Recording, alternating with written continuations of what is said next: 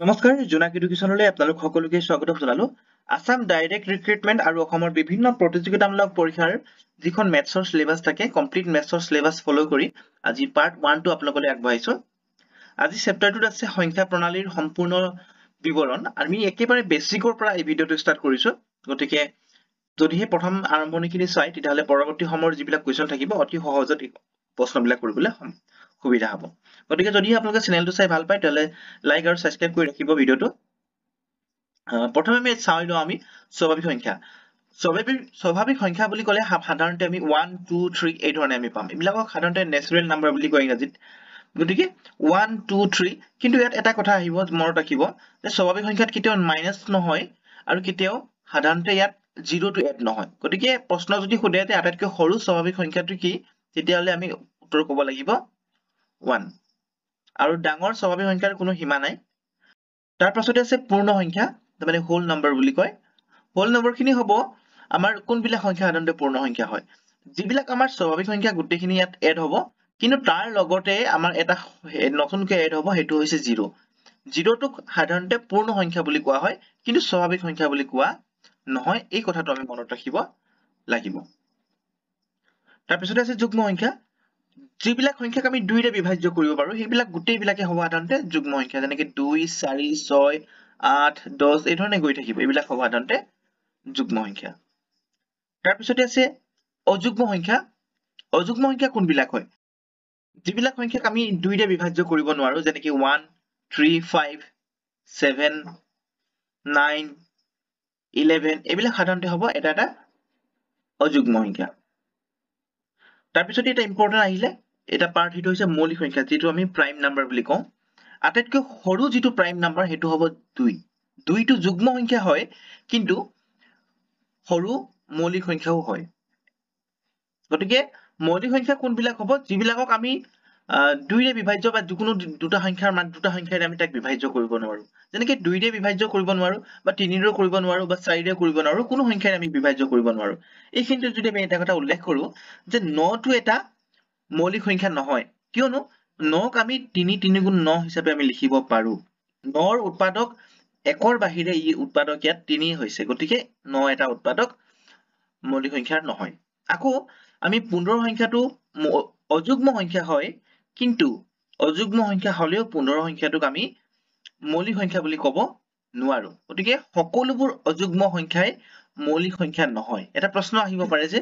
সকলোবোৰ অযুগ্ম সংখ্যাই এটা মৌলিক সংখ্যা হয় নে নহয় গতিকে সকলো অযুগ্ম সংখ্যাই মৌলিক সংখ্যা হ'ব নোৱাৰে যেনেকৈ 15ক আমি 3 5 গুণ 15 আকৃতিত আমি লিখিব পাৰো গতিকে মৌলিক সংখ্যাৰ উৎপাদক কেৱল এটা সংখ্যা হ'ব নিজৰ সংখ্যাটোৱে হ'ব আৰু তাৰ বাহিৰে 1 থাকিব এই দুটাৰ বাহিৰে যদি বেলেগো উৎপাদক ওলাইছে তেতিয়াহলে সেইটো কেতিয়াও মৌলিক সংখ্যাত এড নহব নেক্সট আহিলে বিভাজ্য সংখ্যা বা কম্পোজিট নাম্বাৰ বুলি কয় এইটো এটা ইম্পৰ্টেন্ট চেপ্টাৰ হয় আৰু গতিকে বিভাজ্য সংখ্যা কোনবিলাক হ'ব আটাইতকৈ সৰু বিভাজ্য সংখ্যাটো আমি সদায় মনত থাকিব লাগিব সেইটো হৈছে 4 গতিকে 4টো হৈছে আটাইতকৈ সৰু বিভাজ্য সংখ্যা কিন্তু কেতিয়াবা সাধাৰণতে দিয়া হয় প্ৰশ্নত 2 হয় 2 কেলে বিভাজ্য সংখ্যা নহয় কাৰণ 2ক আমি যদি বিভাজ্য কৰো ইয়াক 2ক মৌলিক নম্বৰ হিচাপত এড কৰা হয় যদি এই মৌলিক সংখ্যাবিলাক কেতিয়া বিভাজ্য হ'ব নোৱাৰে সেইকাৰণে 4 হৈছে আটাইতকৈ সৰু বিভাজ্য সংখ্যা তাৰ পিছত আছে পৰিমেয় আৰু অপৰিমেয় মই পৰিমেয় আৰু অপৰিমেয়ৰ এটা নতুন এই ভিডিঅতে এড কৰা আছে গতিকে ইয়াত ডিটেইলছ নকওঁ মই পৰিমেয় সংখ্যা সাধাৰণতে যিবিলাক আমি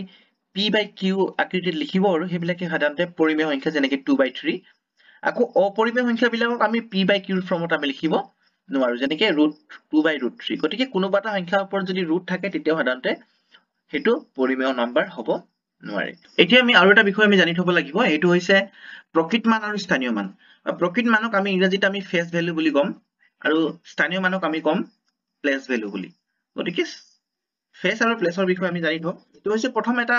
উদাহৰণৰ সৈতে আমি বুজি লওঁ উদাহৰণে ধৰিছো আমি এক্সাম্পল এটা ধৰি লৈছো এটা নাম্বাৰ 2 3 5 3 এই নম্বৰটোৰ প্ৰকৃত মান আৰু স্থানীয় মান কি প্ৰথমে প্ৰকৃত মান লিখিছো আৰু দ্বিতীয়তে আমি স্থানীয় মানটো লিখিছো এতিয়া চক প্ৰকৃত মান কোনবিলাক হ'ব যিবিলাক নাম্বাৰৰ প্ৰকৃত এটা নাম্বাৰ সাপোজ এতিয়া আছে 2 3 5 3 এটা প্ৰত্যেকটোৰ প্ৰকৃত মান 3 প্ৰকৃত মান 3 হ'ব বা আৰু 5ৰ প্ৰকৃত মান 5 হ'ব ঠিক একেদৰে 3ৰো এইটোৰ প্ৰকৃত মান যি নাম্বাৰ থাকক তাক একেটো নাম্বাৰে হৈছে তাৰ প্ৰকৃত নাম্বাৰ আকৌ 2ৰো প্ৰকৃত মান 2 দে হ'ব অৰ্থাৎ যিমান বিলাক স্থানত থাকিব নাম্বাৰ বিলাক গোটেইবিলাক এটা নিজৰ নিজৰ প্ৰকৃত মান থাকিব কিন্তু স্থানীয় মান যদি চাও 3ৰ স্থানীয় মান যদি হয় ই এককৰ স্থানত আছে স্থানীয় মানৰ ক্ষেত্ৰত আমি লিখিম প্ৰথমে একক লিখিম তাৰপা দশক তাৰপা শতক আৰু হাজাৰ অৱশ্যে এখানে নাচালেও হয় 3ৰ স্থানীয় মান কি হ'ব 3ৰ স্থানীয় মান এককৰ ঘৰত আছে গতিকে একে থাকিব সিঙ্গল নাম্বাৰ ঠিক একেদৰে 5ৰ স্থানীয় মান কি 5 যেহেতু দশকৰ ঘৰত আছে গতিকে 5ৰ স্থানীয় মান হ'ব 5ৰ লগত এটা শূন্য বাঢ়িব এইটো হ'ব 50 ঠিক একেদৰে আকৌ এইটো 3 এই 3 সংখ্যাটোৰ প্ৰকৃত মান হৈছে 3 আৰু কিন্তু স্থানীয় মান কি হ'ব স্থানীয় মান যেহেতু শতকৰ ঘৰত আছে গতিকে ইয়াৰ 5ৰ পিছতো 3ৰ পিছত দুটা শূন্য থাকিব এইটো হ'ব 300 ঠিক একেদৰে আকৌ 2 এই দুই সংখ্যাটোৰ আমি যেতিয়া আমি ফেচ ভ্যালু অৰ্থাৎ প্ৰকৃত মানটো আমি 2 পালো কিন্তু স্থানীয় মান কি হৈ যাব যেহেতু হাজাৰৰ ঘৰত আছে তিনটা শূন্য পিছত বহিব সেইটো হ'ব 2 পিছত আমি তিনটা এইকেইটা আমি জানি থোৱাটো বহুত জৰুৰী হয় এতিয়া আমি প্ৰশ্নৰ উত্তৰখিনি বিষয়ে আমি আহিছো কুৱেশ্যন নম্বৰ 1ত আছে 907364 ত 9 আৰু 6 ৰ প্ৰকৃত মানৰ যোগফল কিমান এতিয়া মই আগতে কৈছিলো যে প্ৰকৃত মান কেতিয়া হ'ব এতিয়া আমাক দিছে 6 আৰু 9 গতিকে সংখ্যা কিটা যিকিটাৰ মান আছে সেইকিটা মান নিজে ইয়াৰ ইহতৰ প্ৰকৃত মান হয় ইয়াৰ লগত কোনো আৰু বেলেগ সংখ্যা আমি এড কৰিব নালাগে গতিকে 9 ৰ প্ৰকৃত মান 9 হয় আৰু 6 ৰ প্ৰকৃত মান 6 হয় যদি আমি দুটা সংখ্যা যোগফল সো 9 6 হ'ব 15 গতিকে আমাৰ শুদ্ধ উত্তৰ হ'ব অপচন নম্বৰ ডি তাৰপৰা আহিলে কুৱেশ্যন নম্বৰ 2 43836 ত 8ৰ স্থানীয় মানৰ আৰু প্ৰকৃত মানৰ যোগফল কি এতিয়া চাওক 8ৰ স্থানীয় মান ওলাবলৈ দিছে 8টো আমি কিহত আছে 8ৰ শতকৰ ঘৰত আছে গতিকে শতকৰ ঘৰত থাকিলে স্থানীয় মানৰ ভ্যালু হ'ব 800 তাৰপৰা 8ৰ প্ৰকৃত মান কি কৈছে 8ৰ প্ৰকৃত মান কি হ'ব প্ৰকৃত মানৰ লগত কোনো ধৰণৰ নাম্বাৰ এড নহয় যিটো নাম্বাৰ আছে সেইটোৱে ইয়াৰ প্ৰকৃত মান হ'ব 8 থাকিলে 8ৰ প্ৰকৃত মান একেই হ'ব গতিকে 8ৰ স্থানীয় মান হ'ব এইটো হ'ব স্থানীয় মান আৰু এইটো হ'ব প্ৰকৃত মান গতিকে আমি যদি দুটা যোগ কৰো 808 হ'ব 808 টো আমাৰ অপচন নম্বৰ সি টো শুদ্ধ হ'ব কুৱেশ্যন নম্বৰ 3 আছে 2024 ত 2ৰ স্থানীয় মানৰ যোগফল কি হ'ব 2024 ত 2ৰ স্থানীয় মানৰ যোগফল এটা চাওক 2ৰ স্থানীয় মান কি আছে 2ৰ স্থানীয় মান আছে 2 এটা আছে স্থানীয় মান হ'ব 2000 আছে এইটো আৰু আনটো স্থানীয় মান আছে 10 ঘৰত আছে গতিকে 10 ঘৰত থাকিলে 20 হ'ব যদি আমি যোগ কৰো 2020 হ'ব 2020 আমাৰ অপচন নম্বৰ বি আছে শুদ্ধ উত্তৰ কুৱেশ্যন নম্বৰ 4 যিকোনো সংখ্যা আৰু প্ৰথম পূৰ্ণ সংখ্যাৰ গুণফল কি এটা কৈছে যিকোনো সংখ্যা ধৰি লৈছো আমি এটা সংখ্যা যিকোনো সংখ্যা আমি 100 ধৰিছো 100 আৰু প্ৰথম পূৰ্ণ সংখ্যা হৈছে 0 অৰ্থাৎ 1 নম্বৰ স্থানত থকা যিটো পূৰ্ণ সংখ্যা হয় তাক আমি 0 লিখিব লাগিব গতিকে 100 যিকোনো সংখ্যাৰ লগত যদি 0 মাল্টিপ্লাই কৰো তেতিয়া তাৰ আনসাৰটো সদায় কি হ'ব 0 হ'ব গতিকে অপচন নম্বৰ বি শুদ্ধ হ'ব কুৱেশ্যন নম্বৰ 5 তলৰ কোনটো মৌলিক সংখ্যা অৰ্থাৎ মৌলিক সংখ্যা বাছিবলৈ দিছে মৌলিক সংখ্যা হ'বলৈ হলে তাক কোনো সংখ্যাৰে বিভাজ্য হ'ব নালাগিব প্ৰথম কথা গতিকে আমি যদি চাও 35 ক 5 7 গুণ 35 আৰু 37 ক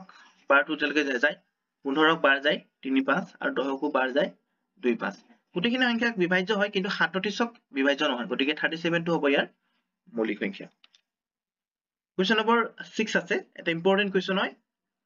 2467 অৰ্থাৎ 2467 তাৰ পাৱাৰ আছে 153 into 341 to the power 72 উৎপাদনত এককৰ সংখ্যা কি অৰ্থাৎ এই দুটা যেতিয়া আমি ঘাতটো সম্পূৰ্ণ কৰিম ইয়াকো আমি যেতিয়া মাল্টিপ্লাই কৰিম তেতিয়া এককৰ স্থানত কি সংখ্যা থাকিব তাক ওলাবলৈ দিছে এতিয়া এইবিলাক প্ৰশ্ন আমি কৰিবলৈ যাওঁতে প্ৰথমে আমি এককৰ সংখ্যাটো চাম ইয়াৰ এককৰ স্থানত কি আছে প্ৰথমে নাম্বাৰটো লিখি লৈছো আমি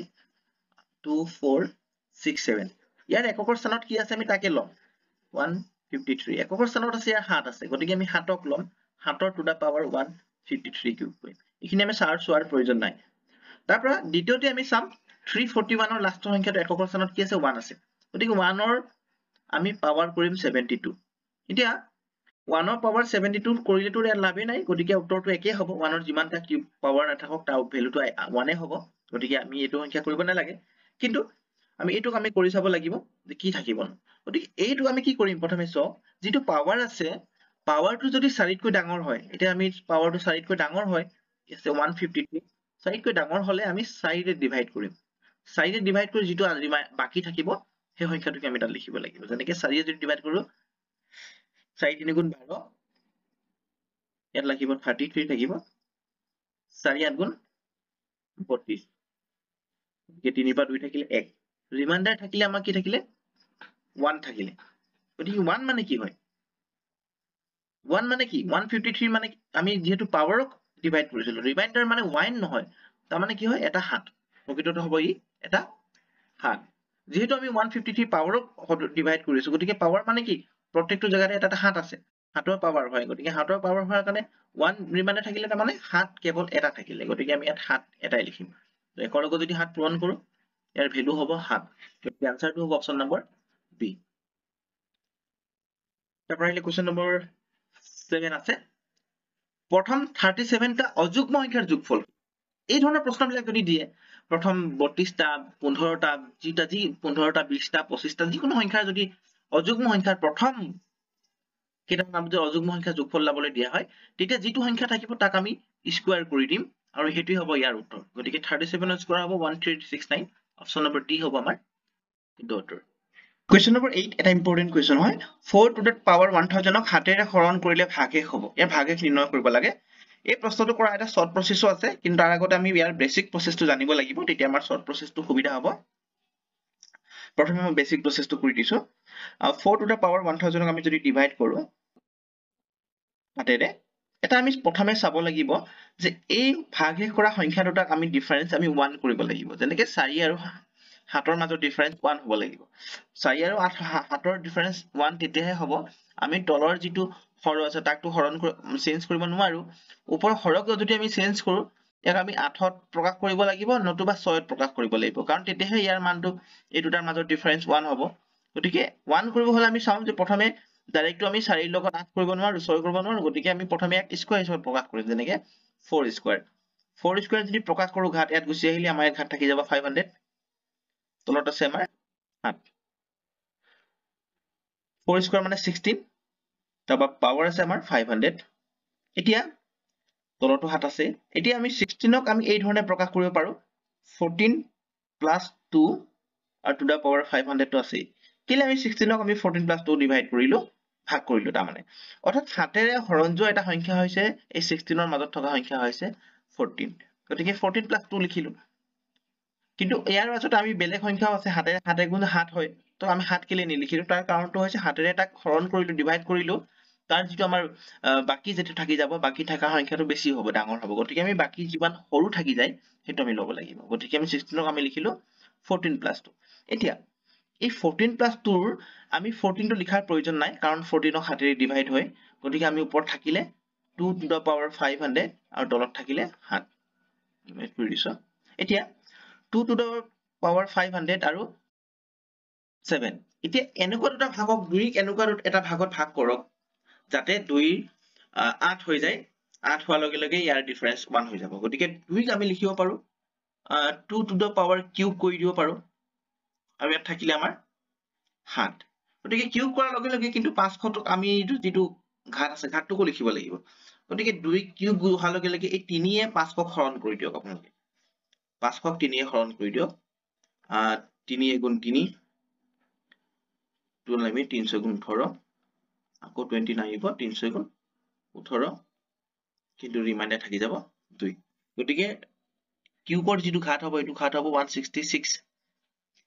এতিয়া কি থাকি গৈছিল আমাৰ ৰিমাইন্ডাৰ যেটো 2 থাকি গৈছিল 2 মানে স্কয়াৰ হয় গতিকে ইনটু লিখি কিনে আমি কিহৰ স্কয়াৰ হ'ব 2 ৰ স্কয়াৰটো আমি সাইডত লিখিব লাগিব এই ৰিমাইন্ডাৰ বাকি থকাটো এটো নিলিখিলেও কিন্তু উত্তৰটো আমাৰ ভুল হ'ব এতিয়া আমি এই সংখ্যাখিনি আমি এই ধৰণে লিখিব পাৰো যেনে 2 কিউব মানে হৈছে 8 to the power 166 লিখিব পাৰো আৰু 2 স্কয়াৰ মানে আমি 4 লিখিব পাৰো তলতো 7 আছে এতিয়া চক হাতেৰে যেতিয়া 8 ক ডিভাইড কৰো তাৰ ৰিমাইন্ডাৰ থাকি যাব 1 গতিকে 1 ৰ পাৱাৰ 166 মানে 1 এ হয় আৰু আমাৰ ওপৰত আছে 4 গতিকে 4 গুণ হ'ব 4 আমাৰ শুদ্ধ উত্তৰ অপচন নম্বৰ সি কুৱেশ্যনটোক আমি শৰ্ট প্ৰচেছত যদি কৰিবলৈ যাওঁ তেতিয়া 4 টু দা পাৱাৰ 1000 লিখিম তাৰ লগতে আমাৰ তলত আছে 7 এতিয়া 7 ৰে যদি আমি 4 ক ডিভাইড কৰো তেতিয়া 4 ক যদি ডিভাইড কৰিলে আনসাৰ হ'ব ইয়াৰ -3 ইয়াৰ -3 আমি ৰিমাইন্ডাৰ পাম মানে বাকি পাম কেনেকৈ বাকি পাম আমি 4 যদি আমি পইণ্টৰ ভাগত আমি হৰণ নকৰো আমি এই ধৰণে হৰণ কৰিম যাতে 7 ক যদি ডিভাইড কৰো তো 7 ৰ পৰা 4 মাইনাস কৰিম 7 ৰ পৰা 4 মাইনাস কৰিলে -3 হ'ব যেহেতু আমাৰ ওপৰত সংখ্যাটো সৰু হয় গতিকে মাইনাস বহিব -3 হ'ব গতিকে -3 হোৱাৰ পিছত আমি এই -3 ক আমি তলৰ সংখ্যাটো অৰ্থাৎ হৰৰ পৰা আমি মাইনাস কৰি দিম 7 -3 গতিকে 7 - 3 কৰি আনসাৰটো হ'ব 4 এইটো আমাৰ ইয়াৰ শুদ্ধ উত্তৰ হ'ব পাছৰ প্ৰশ্নটো আছে question number 9 9 to the power 16 plus 6 ক 8 ৰে হৰণ কৰিলে ভাগশেষ কি হ'ব এতিয়া এই সংখ্যাটোক আমি সেম প্ৰসেস ব্যৱহাৰ কৰিম 9 to the power 16 plus 6 এতিয়া 8 ৰে হৰণ কৰিম 8 ৰে হৰণ কৰিলে আমি প্লাস 6 ক ইয়াত চোৱাৰ প্ৰয়োজন নাই একদম সিম্পল কথা 8 ৰে যদি 9 ক হৰণ কৰো তেতিয়া হলে ইয়াৰ বাকি থাকি যাব 1 গতিকে পাৱাৰ হ'ব